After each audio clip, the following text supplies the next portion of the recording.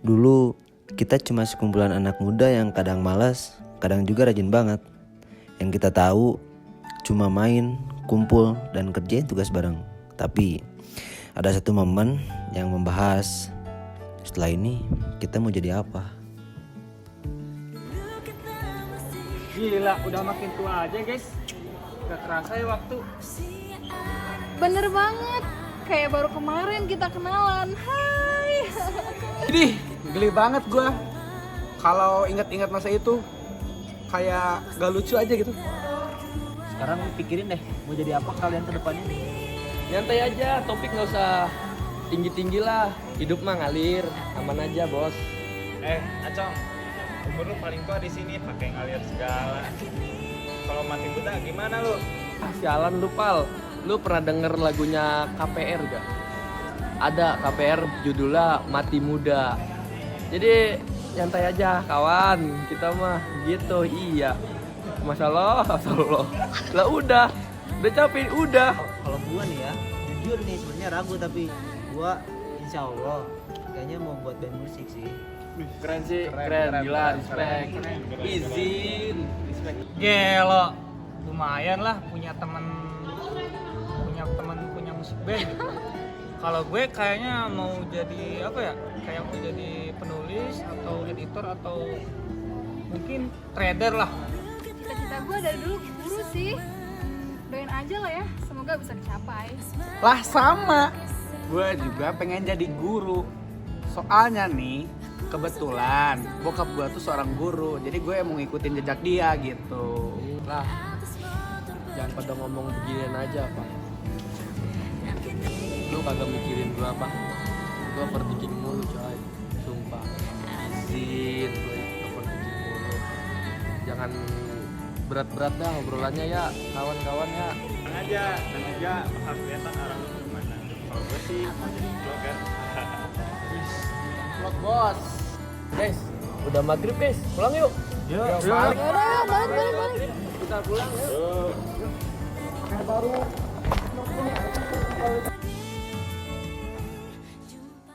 Mulai hari itu, obrolan random itu ternyata jadi titik balik. Setidaknya kita tahu kemana kita akan melangkah setelah ini. Emang udah saatnya untuk keluar dari zona nyaman dan kejar cita-cita kita. Setelah banyak momen yang dilalui, rasanya perpisahan emang gak pernah enak. Tapi kita tahu ini adalah lembaran pertama dari cerita kita untuk menuju kesuksesan yang harus kita buktikan di pertemuan yang akan datang. Halo, kenalin gue Andi. Jadi penulis itu sebenarnya profesi paling kesepian di dunia. Lo cuma berdua sama pikiran lo sendiri di saat orang lain nongkrong atau tidur nyenyak. Gue masih di sini. Adu sama kata-kata yang gak mau keluar. Awalnya gue pikir nulis itu gampang. Tinggal punya ide, kritik, jadi deh buku. Ternyata jauh dari ekspektasi. Gue pernah nulis 100 halaman, terus gue hapus semua karakter, rasanya tuh sampah banget. Belum lagi pas ngedraft gue ditolak oleh penerbit, rasanya tuh kayak anak sendiri tuh ditolak masuk ke sekolah. Sakit tuh di sini, bro.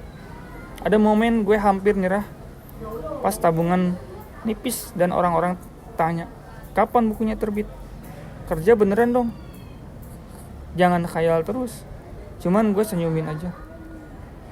Tapi tiap kali gue mau berhenti, karakter-karakter di kepala gue tuh teriak minta ceritanya diselesain.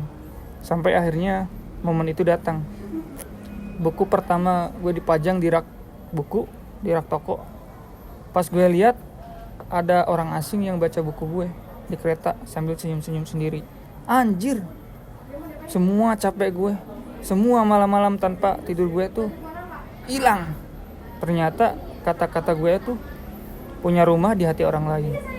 Kalau lo mau dengar nasihat dari penulis buku amatiran ini, gue cuma mau kasih tahu lo, kalau lo harus yakin mimpi lo pasti terwujud. Apapun inspirasi yang datang, jangan disepelein.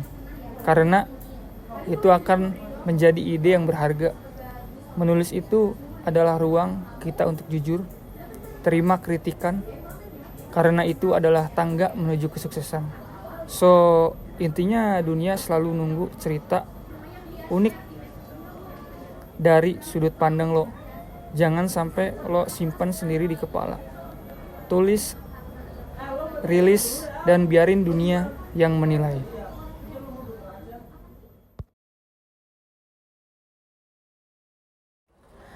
Halo, hormat dulu sama pahlawan pendidikan. Mungkin klise ya, mimpi jadi guru. Tapi buat gue berbagi ilmu itu bikin gue ngerasa seneng dan vibe-nya tuh gak ada lawan. Pokoknya bikin gue ngerasa jadi orang yang berguna setiap harinya.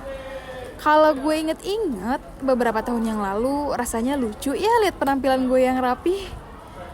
Dulu mah gue yang dihukum, sekarang gue yang ngehukum bos. Tapi tenang aja, gue guru gaul kok. Sekarang mah dipanggil ibu guru. Dan gue sangat menikmati pekerjaan gue yang sekarang. Pernah gue dilema ditawarin kerja di kantor yang gajinya 3 kali lipat. Nyokap juga nyuruh, ngapain capek-capek di sana nak? Tapi pas gue ngeliat anak-anak, gue gak bisa ninggalin. Rasanya kayak gue punya utang buat bikin masa depan mereka jadi lebih cerah. Pokoknya jadi guru itu emang bukan pekerjaan yang glamor. Tapi apa pernah lo kepikiran bahwa lo bakal inget sampai murid-murid lo tua? Kalau lo pernah ngasih ilmu yang bermanfaat. Merinding cuy. Pesan gue, passion yang tulus gak akan pernah ngecewain lo. Terus kejar dan terus berjuang.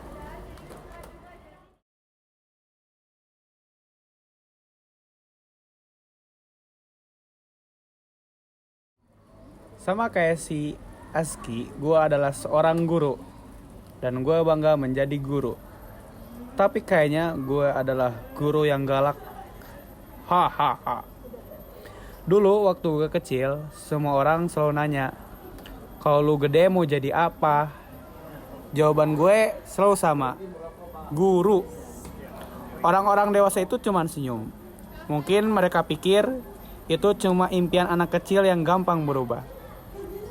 Tapi beda sama gua. Makin dewasa, impian itu makin kuat. Rasanya kayak panggilan gitu. Bukan sekedar pekerjaan, tapi sebuah tujuan. Gue pengen jadi orang yang bisa bikin seseorang mikir, oh jadi begitu toh.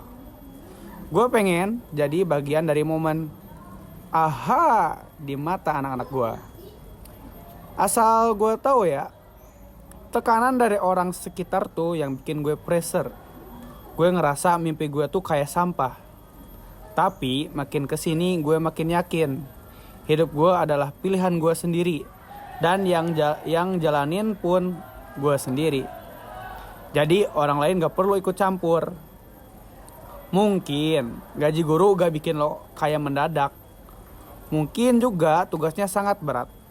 Tapi ketika melihat anak-anak ini, melihat mereka mengerti sesuatu yang tadinya gak mereka tahu, itu rasanya gak bisa dibeli pakai uang. Terakhir nasihat dari gue nih, kalau lo punya mimpi, seklise apapun itu kedengarannya, kejar aja. Karena kepuasan menemukan diri lo di tempat yang lo impikan itu jauh lebih berharga daripada apapun. Percaya deh. See you. Hello everybody, salam damai. Semua orang bilang itu mimpi gila, gak akan bisa hidup dari musik. Itu cuma hobi, cari kerjaan yang benar. Bahkan orang tua gue sendiri khawatir setengah mati. Tapi setiap kali gue denger bunyi feedback dari ampli, semua keraguan itu hilang. Rasanya kayak ini tempat gue, ini bahasa gue. Mantap gak tuh quote gue? Hahaha. Jalannya gak mulus, gak ada yang instan. Kita pernah manggung cuma ditonton 5 orang. Itu pun 3 diantaranya adalah pacar personal band lain. Kita pernah makan mie instan seminggu penuh demi bayar sewa studio. Tapi setiap panggung, sekecil apapun itu, rasanya kayak ngisi baterai lagi. Tapi lo tahu nggak yang paling gila? Ketika lirik yang lo tulis di kamar sempit itu sekarang diteriakan rame-rame oleh orang yang nggak lo kenal. Rasanya semua pengorbanan itu lunas. Nah, pesan dari gue nih ya, Gak usah dengerin apa kata orang tuh, tandanya itu bukan cuma hobi, itu takdir lo. Jangan pernah berhenti main musik, jangan pernah berhenti berkarya, jangan pernah berhenti jadi diri lo. Sisanya biar semesta yang atur. Peace, love, and gaul. Dulu waktu gue masih kuliah, setiap kali temen-temen bahas masa depan, rasanya kayak ada alarm kebakaran di kepala.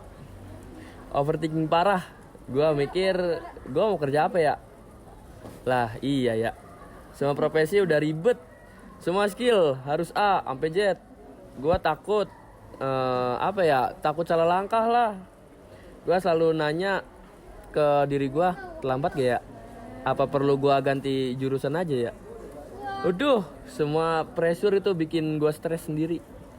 Ironisnya, karena gue terlalu sering overthinking dan mencoba mencari jawaban sempurna dari semua keresahan itu, akhirnya ya gue malah nemuin pekerjaan yang gak pernah ada di daftar profesi waktu gue kuliah dulu sih. Gue sekarang kerja membantu perusahaan dan individu untuk merancang ulang cara mereka bekerja dan berpikir. Intinya gue ngubah overthinking yang dulu ganggu gue jadi skill lah untuk merencanakan dan memecahkan masalah kompleks bagi orang lain. Keren gak? Iya dong. Jujur gue gak nyangka ya, perasaan overthinking gue ternyata bukan hal yang menakutkan. So jangan panik guys kalau lu overthinking soal masa depan, karena seringkali pekerjaan terbaik lo di masa depan adalah solusi atas masalah terbesar lo di masa kini. Thank you guys. Halo followersku, welcome back. Nyangka gak lo gue beneran jadi vlogger? Jujur nih ya, dulu waktu kita bahas masa depan, gue masih agak ragu. Tapi entah kenapa, ide jadi vlogger itu kedengarannya paling seru. Bukan karena gajinya yang instan, tapi karena freedomnya. Kebebasan buat ngomong apa aja, nunjukin apa aja yang gue suka tanpa terikat meja kantor. Tapi ada yang bikin emosi adalah banyak orang-orang yang berhati jahat, yang bilang, apa sih kerjanya cuma ngomong doang depan kamera. Itu tuh bukan kerjaan sungguhan. Well, mereka nggak lihat prosesnya. Mereka nggak lihat deadline yang ngejar, drama algoritma yang bikin pusing, atau malam-malam tidur cuma buat editing. Nah, jadi vlogger itu soal tanggung jawab juga. Apa aja yang kita upload, itu semua adalah jati diri kita yang bakalan dipandang viewers kita. Terus kemampuan audiens lo, koneksi dan sebagainya. Itu tuh butuh skill tahu. So, nasihat dari influencer yang keren ini, di dunia sekarang nggak ada lagi yang namanya pekerjaan nggak jelas. Kalau lo bisa nemuin hal yang lo suka banget dan lo bisa nemuin audiens yang suka lihat lo ngelakuin hal itu, ya udah, itu pekerjaan lo. Jangan takut untuk mendefinisikan sukses dengan cara lo sendiri. Dia begitu rapuh. Hidup itu unik. Saat kita dihadapkan pada masa depan, rasanya seperti berdiri di persimpangan jalan tanpa peta dan kompas. Kita semua mencari jalan yang benar, jalan yang paling aman dan yang paling menjanjikan. Kita adalah pemeran utama di kisah masing-masing. Gue pernah dengar dari seseorang bahwa doa itu hanya akan menjadi doa tanpa tekad dan usaha. Dan satu hal yang pasti, arah tidak akan pernah terlihat jelas sampai kita benar-benar melangkah. Pokoknya, sukses punya jalan masing-masing. Jadi, ciptakan jejak lo sendiri.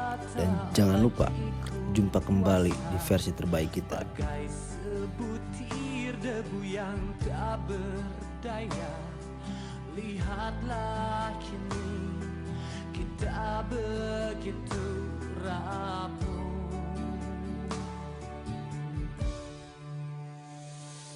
Lihatlah dan bukalah mata hatimu, melihatnya lemah terluka, namun semangatnya takkan pernah pudar hingga Tuhan kan berikan jalan.